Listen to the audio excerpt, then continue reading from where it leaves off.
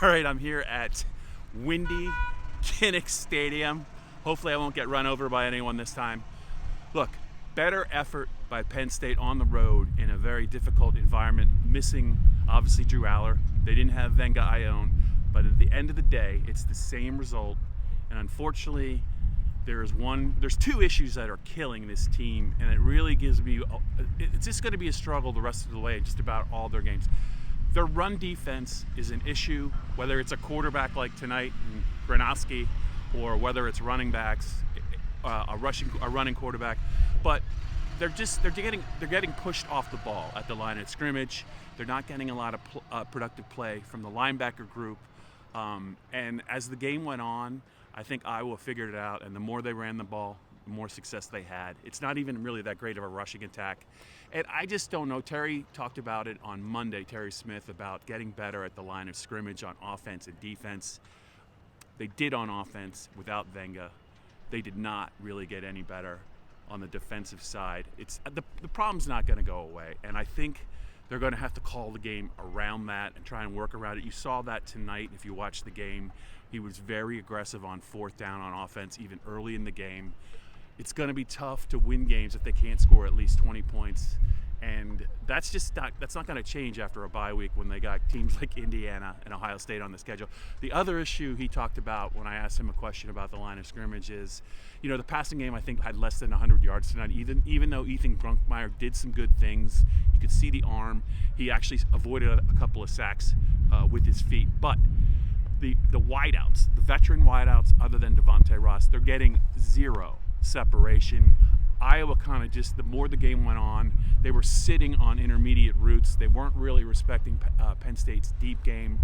And it impacted, I think, what they could do offensively, even though Katron Allium was really brilliant. I think he had 28 carries, and he wasn't a one-man band on offense, but he was close. This guy is a really talented back.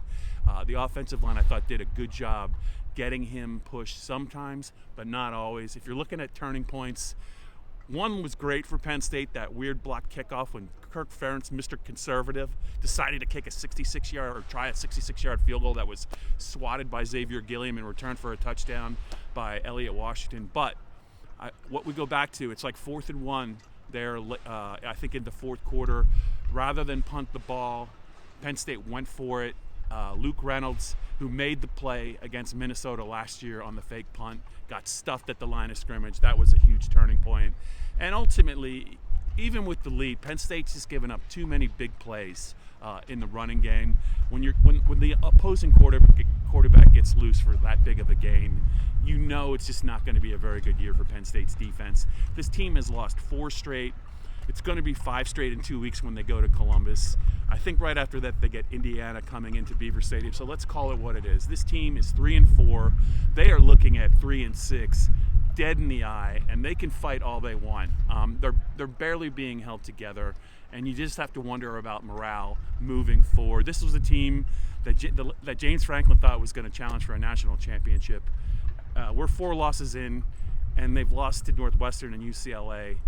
They are fighting. Terry Smith had this team fighting hard, but they're running out of bullets fast, and I think it's only going to get worse. So I'm going to be curious to see the rest of the year how Terry can kind of get long looks at some players for the future, whether it's Jackson Smolik and Ethan Grunkemeyer tonight, whether it's some young receivers like Kobe Howard who caught a pass, Tysier Denmark, and maybe some players on defense like Xavier Gilliam. But this current season, it's not a lost cause, but we're getting close, and it's really hard to see this Penn State emerging with a winning season. The schedule's too tough, and they just don't have the right pieces on the defensive line when it comes to stopping the run and at linebacker. And their veteran wideouts they invested heavily in, they're just not good enough. So that's life in the Big Ten. They misevaluated their talent, and they might have a losing record at the end of the year to show for it.